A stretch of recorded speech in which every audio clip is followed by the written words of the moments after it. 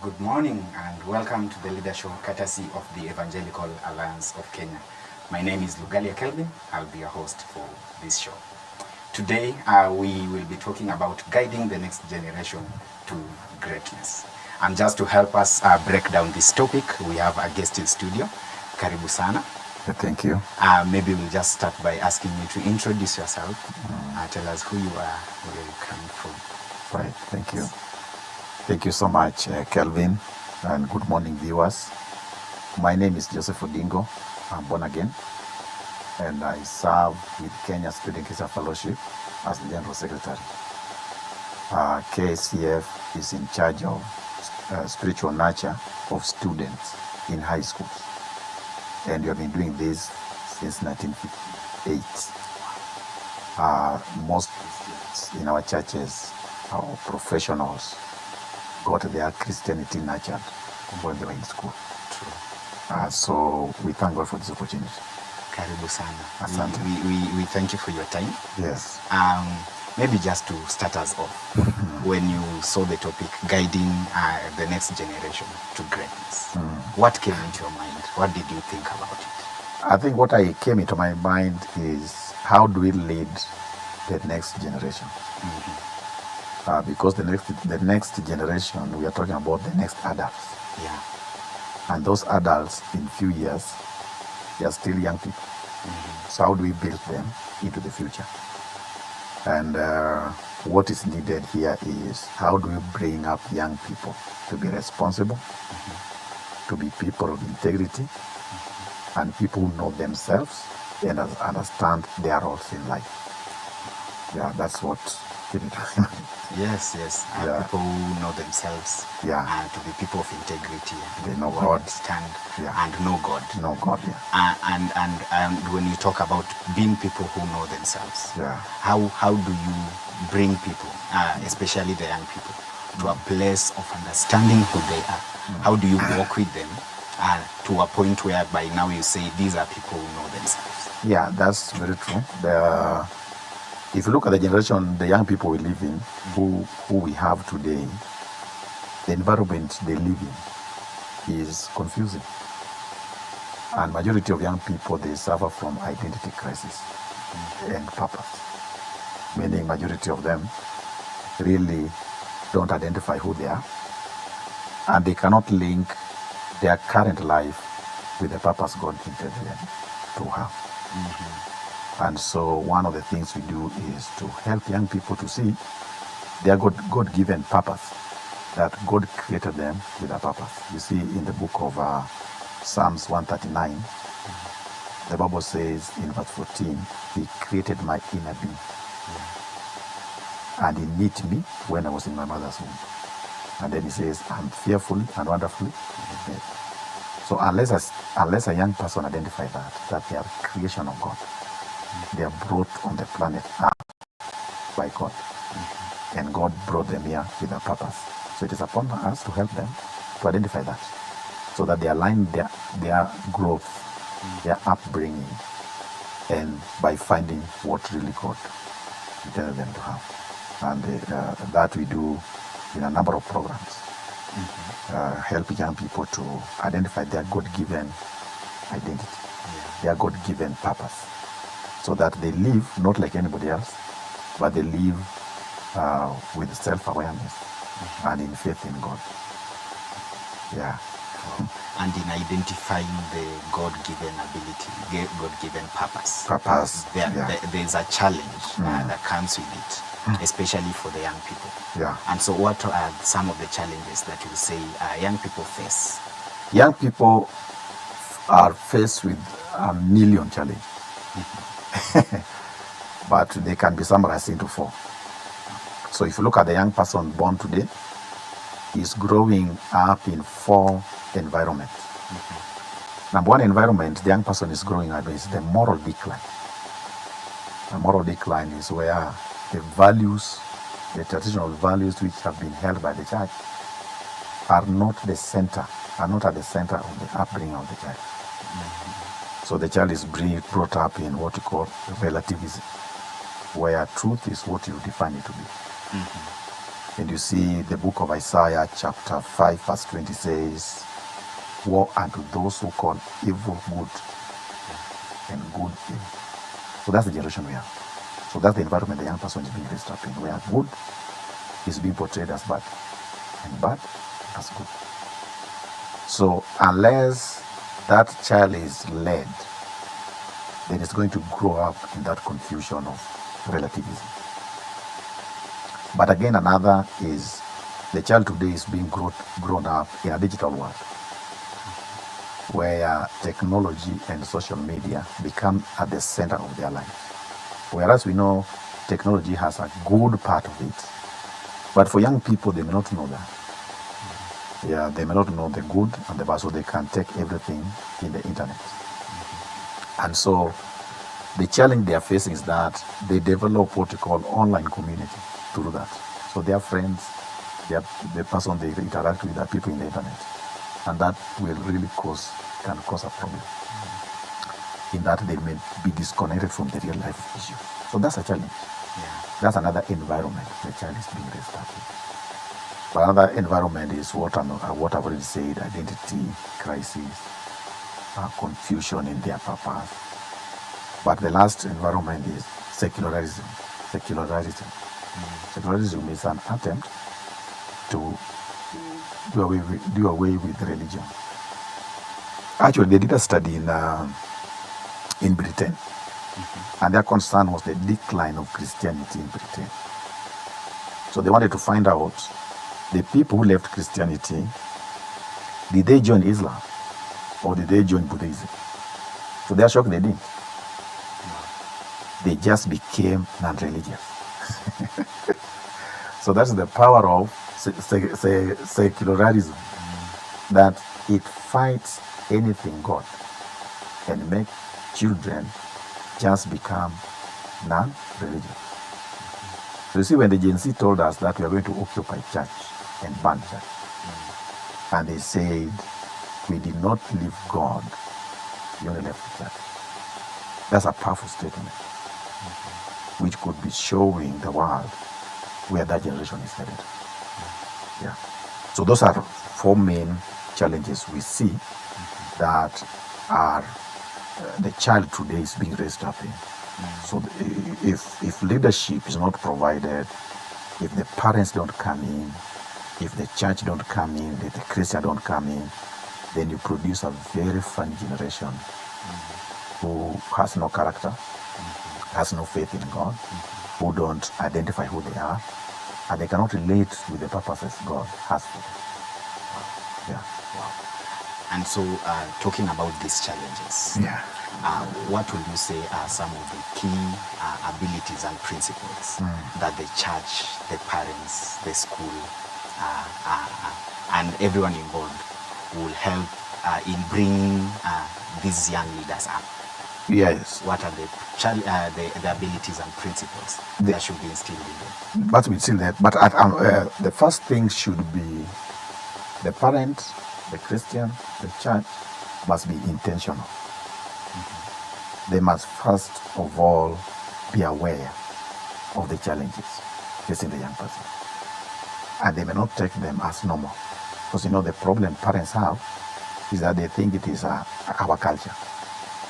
It is a pattern of life that is coming up. It is modernity. It is civilization. And it's very easy to create room. So we have to be intentional, and we have to be aware. We have to be equipped to be aware of this.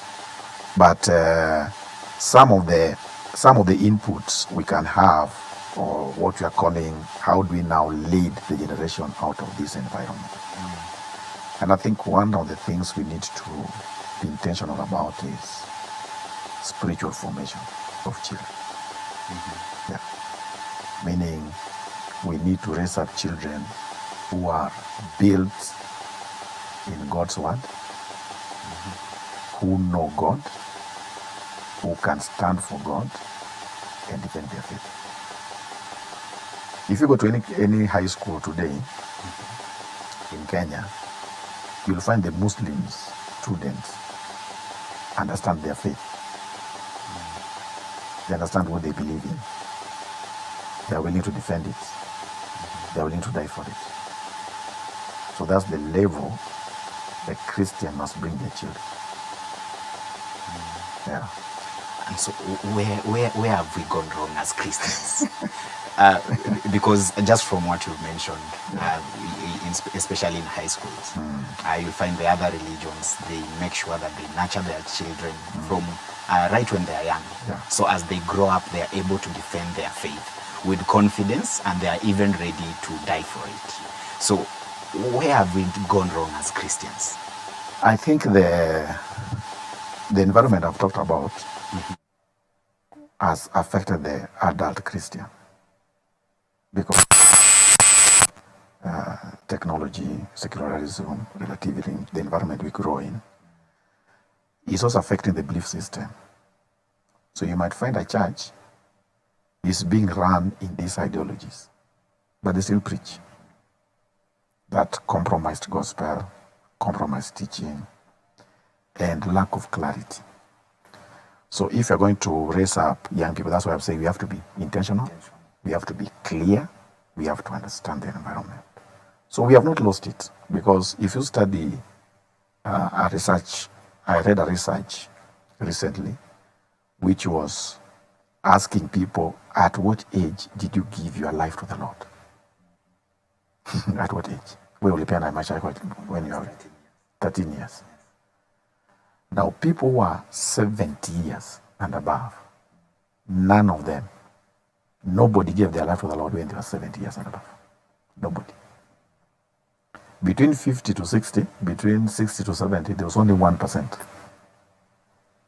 And 50 to 60, there was about 5%. So majority of people who are interviewed, they gave their life to Jesus before the age of 19. That was 79%.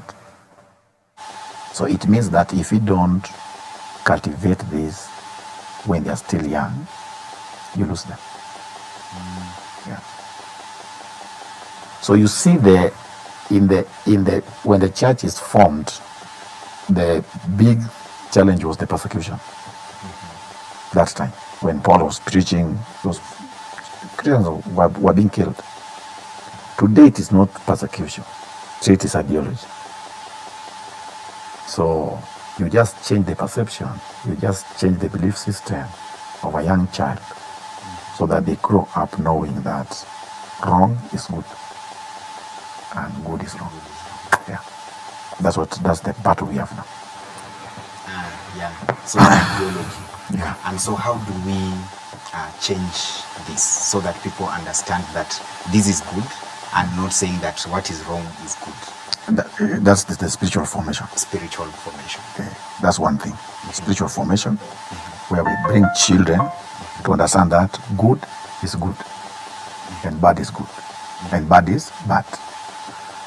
And you see, the power of technology is that majority of young people spend time in their internet. That internet, he has a community, and majority of the people in the internet, he doesn't know. The people he's following in the Facebook, Twitter, or X, they don't know. But those people have the power to change their thinking, because this guy who is a role model to them may not be a believer, may not be a Christian, but they begin to post messages. These young people read them, and they form what they believe. So a parent, a pastor, and a Christian adult must understand the working of the internet for them to be able to lead the child out of it. Prevent the destructive nature or the areas the child can dwell on, so that the child grow up with skills and information to help him relate constructively with the internet.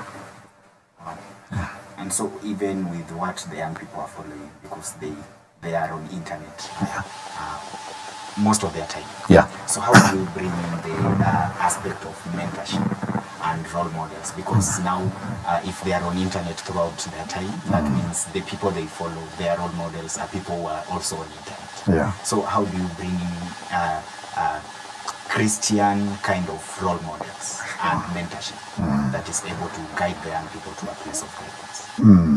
I think one of the things is the parents must understand the age in which they expose children to the internet.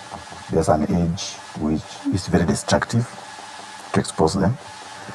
And then number two, children should be trained and told on the good part of the internet. You know, young adolescent, like students in university, high school, there are a lot of information, good information in the internet which they can use. And how, you know, if you're going to work in a bank, what do they do in the bank? You're going to be a cashier in the bank. Part of the training is they make sure your hands are trained on good notes. They don't train you on bad ones. Yes. They train you on good notes. So they give you the original. Yeah, Yes. many times, so that anytime your hands come across a wrong one, you'll identify it. So one is that children need to be trained on good values, good morals, founded on the Bible. Get what I'm saying? Founded on the. So there need to be an intentional discipling of young people at the family level. Because what we have, the challenge we have now, is that most of the parents, they think the church will do it for them, or the school. So they are not responsible at home.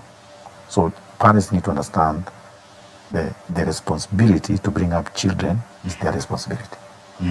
And they need to establish that environment at home. So that a young man was told me how he was obese, he was suffering from obesity. So at home, he was given real love and was told he's complete. He was told he can do anything anybody can do. So when this young man went to school, other students began to mock him and ridicule him. But you see, how he was trained at home helped him to survive. Yes, yes. Because he said, my parents told me I'm complete. Yes, I can do everything. And he performed very well. You see what I mean? So that training at home is very important.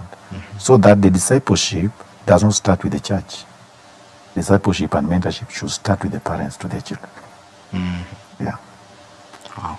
So what are the skills? Because when you're talking about training, there's something that someone needs to learn. So what are the skills that you'll say are very key for young leaders, for leaders who are coming up?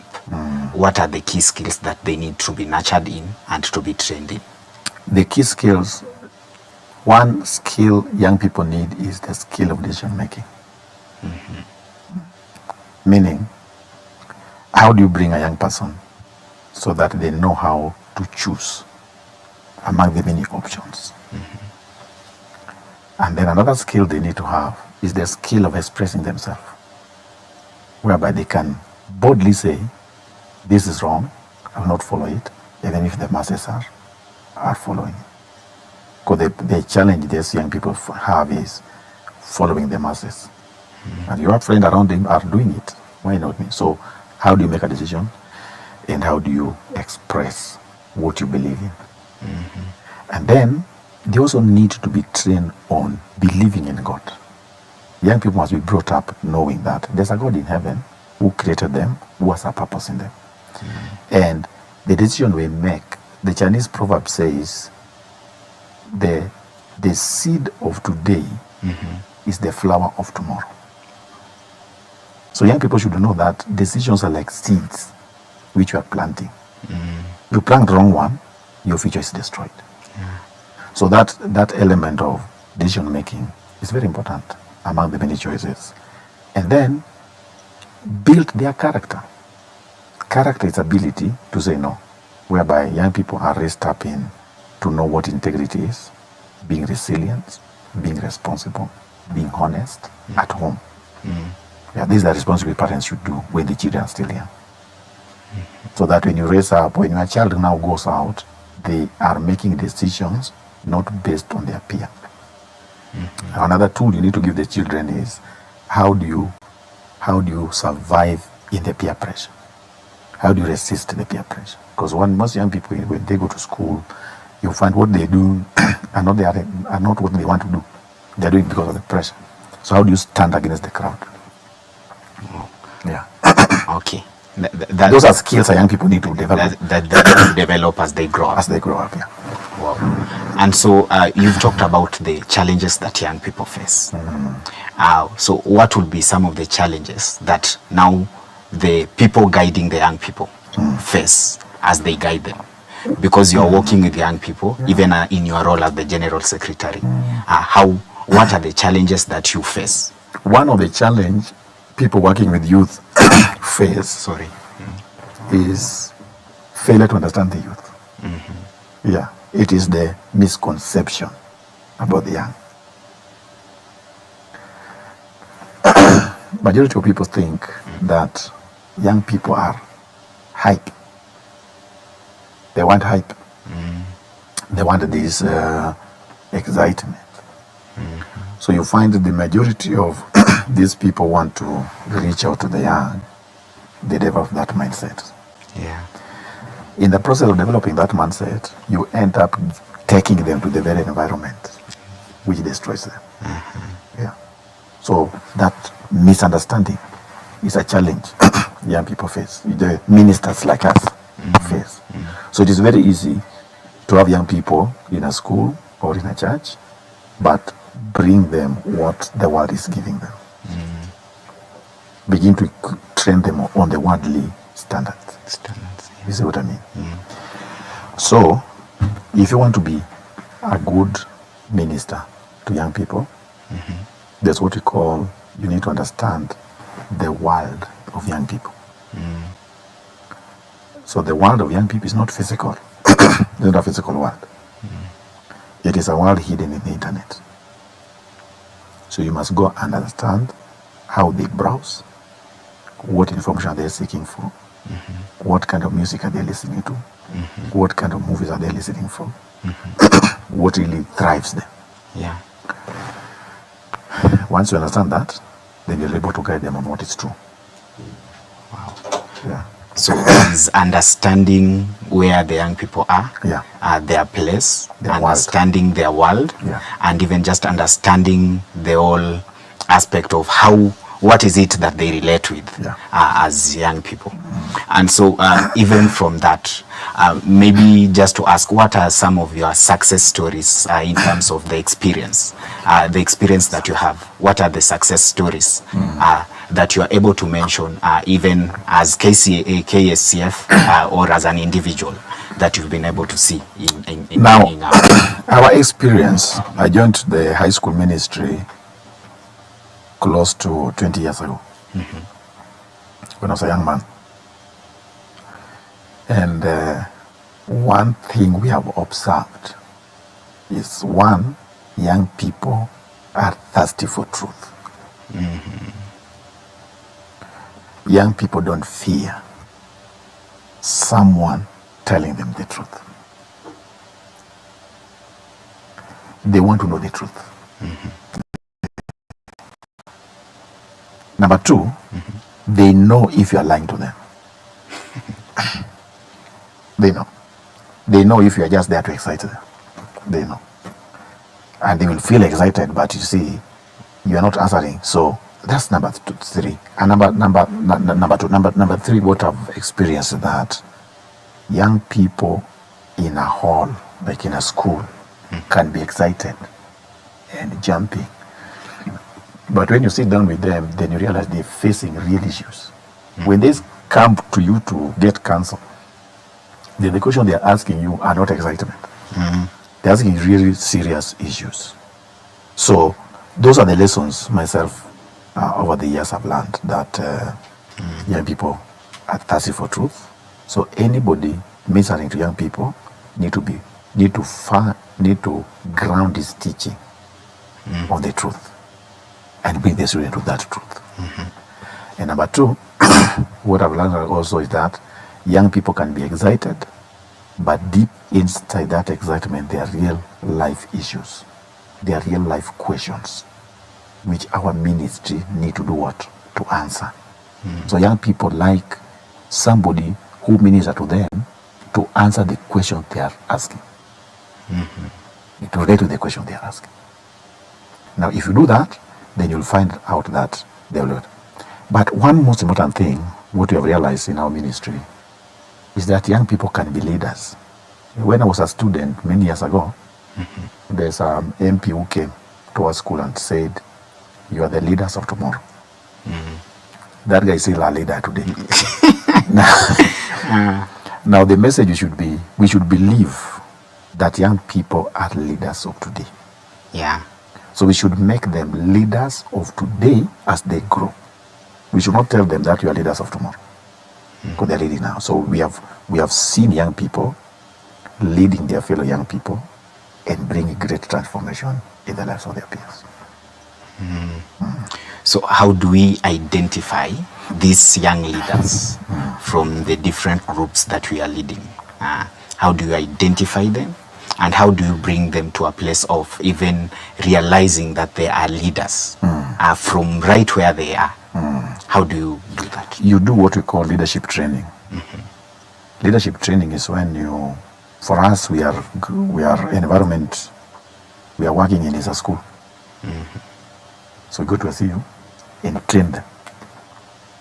Train the aspects of leadership, train them how to become a leader, train them how to lead.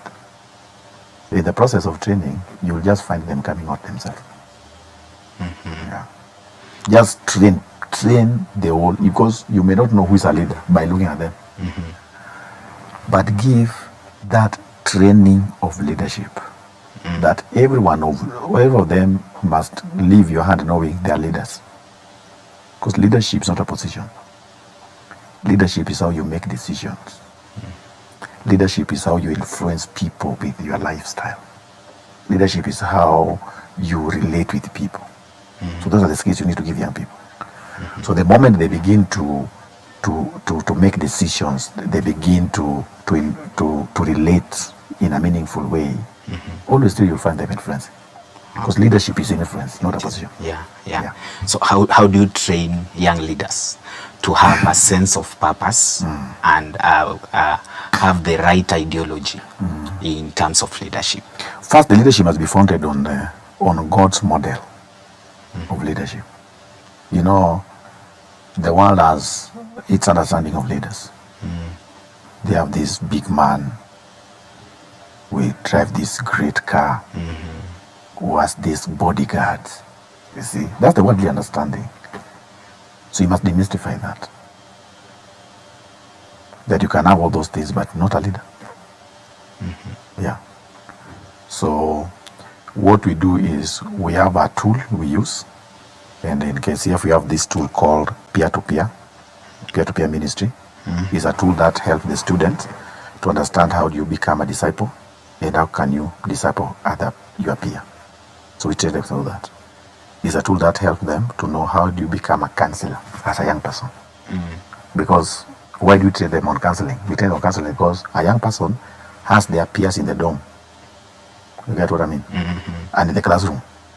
And those students with problem will not be asking their teacher to help them. They will be asking their peers.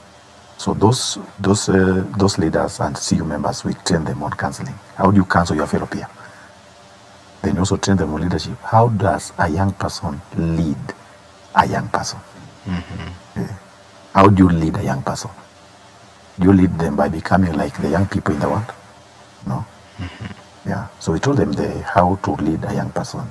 And then we also teach them on how do you study the Bible, because it is only the Bible that will demystify and help the young people with the truth and help him to see God and identify himself and live victoriously. So there is the place of training. Yeah. And one of the challenges that the young people have is on you become a leader in the morning, and by evening you want to be great in whatever you are doing. So what is the place of training, even the aspect of resilience in your leadership aspect? Actually, that resilience is very important, because the resilience, you give them practical examples of people who failed many times. They didn't lose hope. They still made it in life. And you bring the discipline in the life of the child that success is not a pesa pap. It's not a one, it's not a clip. Success is, true successful people must endure, must persevere. Yeah.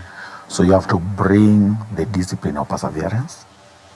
You must bring the discipline of patience and resilience in their life. So that you don't have a young university student from college Yeah. wanting to do what you are doing now, and it's just from college. So they have to know that you started somewhere. You face the challenges, and they need to know that God's purpose takes long. Like Joseph, he had a real purpose, but at a tender age of 17, he had identified his purpose, and everything he did with his brothers in Egypt was to protect their purpose. So how do you identify your purpose? So we train young people the difference between a job and a work, so that you, after college, you're not looking for a job. You need to look for a job, for work, because work is what you are created for. Job is what they pay you for. Yeah, so all those discipline we bring to them, so that as they are growing up now, they are whole. They grow up holistically. So they must also deal, we bring them to a place they can deal with their appetites. Appetite for power, you see, appetite for controlling people. So you bring them to a place they know that leadership is being a servant. It's not controlling people. And we only influence people with our good character, our good morals, how we make decisions, how we live our life.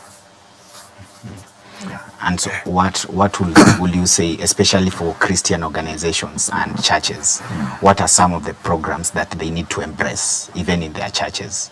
And you can make mention of some of the programs that you are doing in KSCF to help bring up young people and help them even to become great leaders. I think one of the focus of any youth group or any church is to make young people believe they are leaders of today, and make them believe they can have influence now, and bring them to understand that the influence I have must be directing people to God, to good values, to good morals. So one of the some of the programs the church need to have is programs that promotes peer influence, peer influencing, peer learning.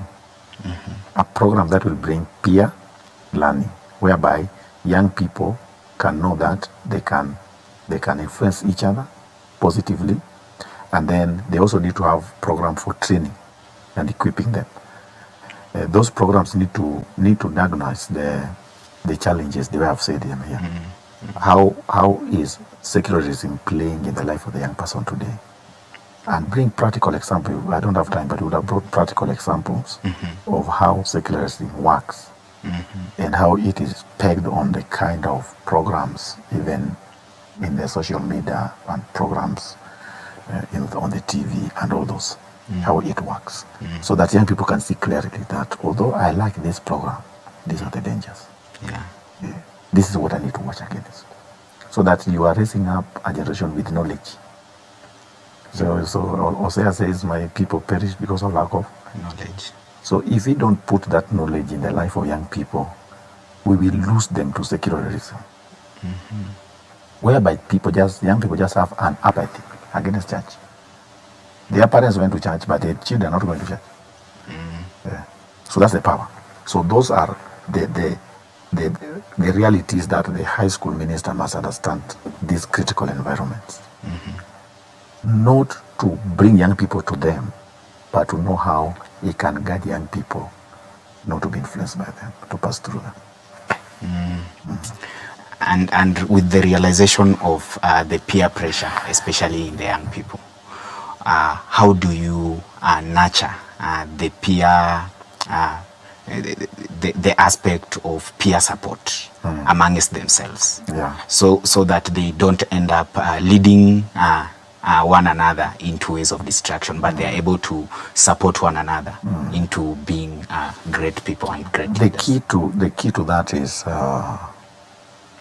identity, still identity and purpose.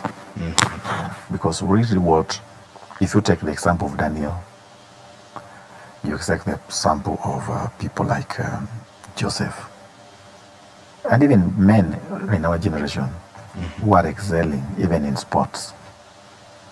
What keep them? Because there's somebody who will excel in sports, but after a few years, you hear he's destroyed by drugs.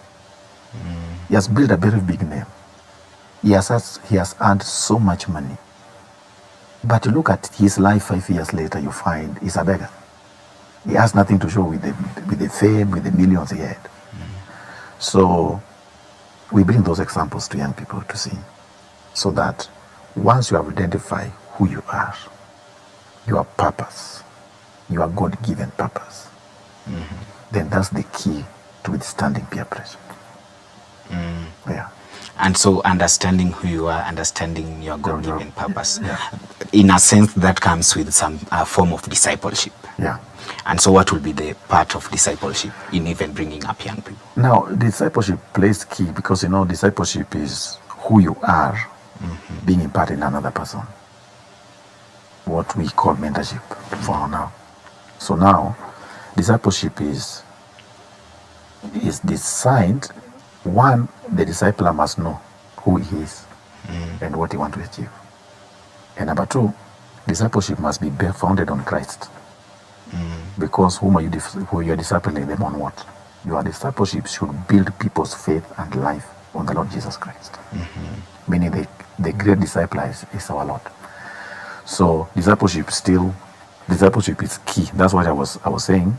That even studying those environments I've said, and even developing training, and even equipping them to influence their peers, those are elements still of discipleship, which any serious ministry should establish in their bringing up of young people.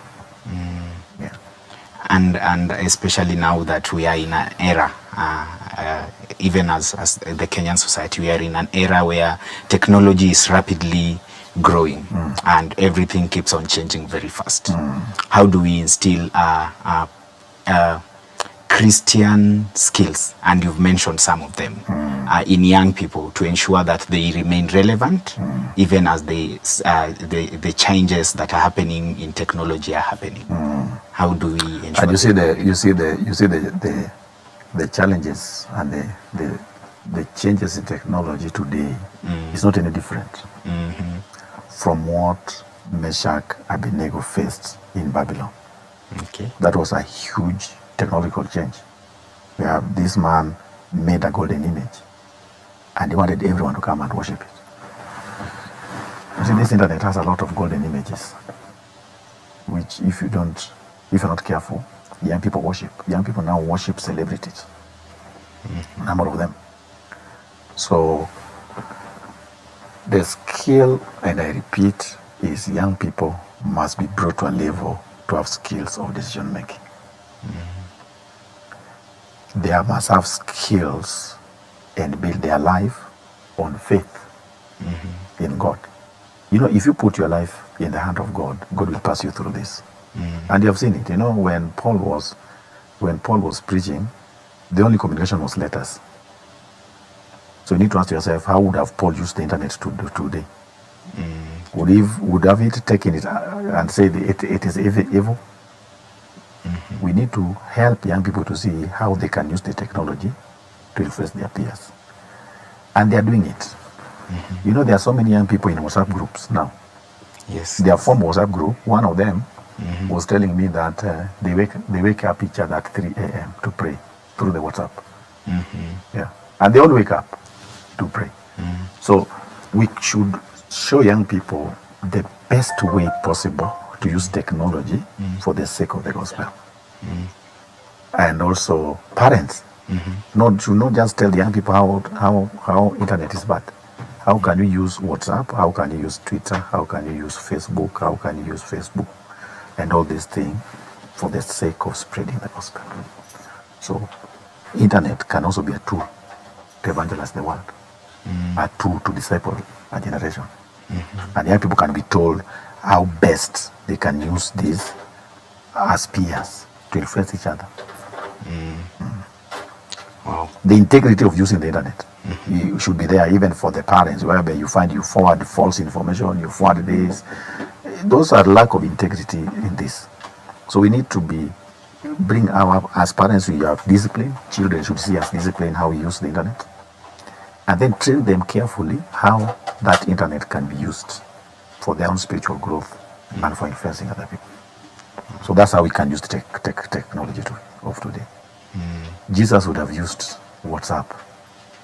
I'm thinking that Paul would have gathered a church in a WhatsApp group instead of sending somebody to take three months.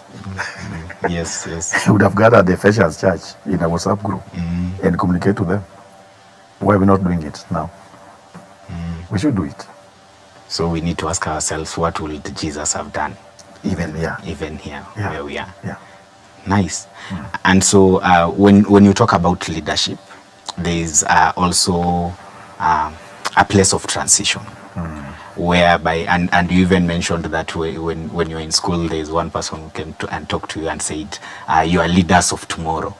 And you brought in the aspect of, for young people, we need to be leaders of today and not wait for tomorrow. Sure. So how do you even bring in the transition aspect so that the young leaders don't rush to be leaders and then kick out the older generation, but there is a way that is done in a way that the transition is smooth and people are able to learn from each other? And I think that that will be establishing a good mentorship program where young leaders can grow into it.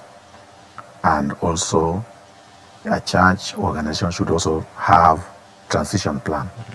There must be transitional planning whereby you know that when it reaches this time, how do you fit people into the leadership structure? Yeah. So those are structures which, so I'm saying they should be mentorship program in a school, in an organization, in a church, whereby, you know, like in some places, that transition is so natural. Like in a school, you see, then they go to Form 4, they leave. Yeah. So what we focus on is how do you, the outgoing Form 4s, how do you mentor the incoming leaders? And some colleges, they have them. Some colleges, like the polytechnics, they have a structure already. So you need to have a clear structure. And number 2, you need to have mentorship program. And number 3, there need to be an established way of training people to understand the role of a leader, to understand the growth of leadership, and to understand relationship within the leadership. How do you relate with your boss? How do you relate with people under you? That is relationship. So those things need to be put in a place in an organization. Okay, establishing clear structures. Yeah, and mentorship and program. mentorship programs. And relationships. Wow.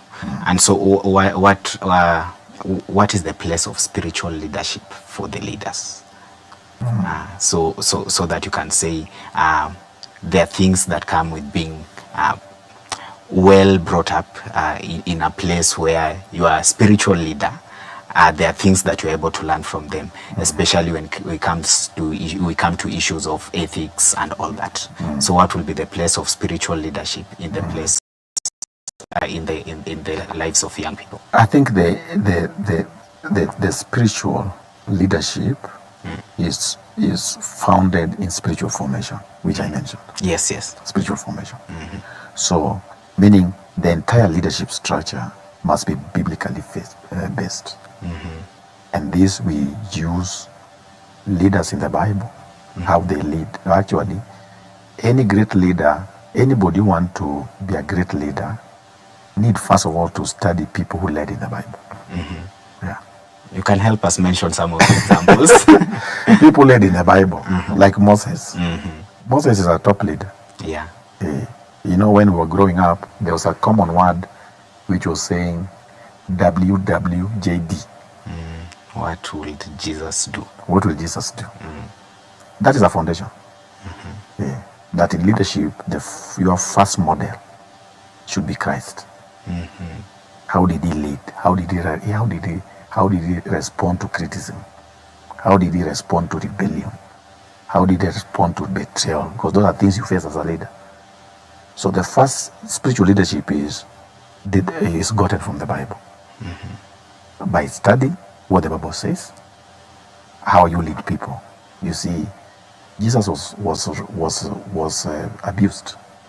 Study somebody like Paul. He was a great leader.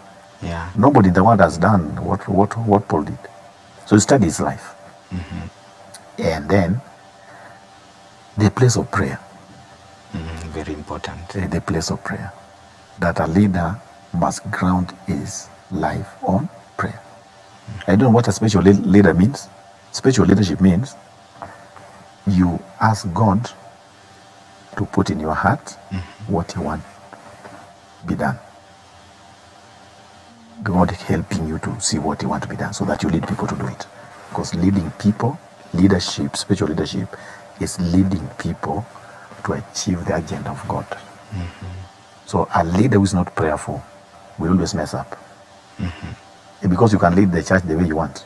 Yeah. You can lead the church with your own understanding. But you know the Church of Jesus Christ cannot be led like that. You'll mess it up. Okay. So the place of leadership, and then the place of the Bible.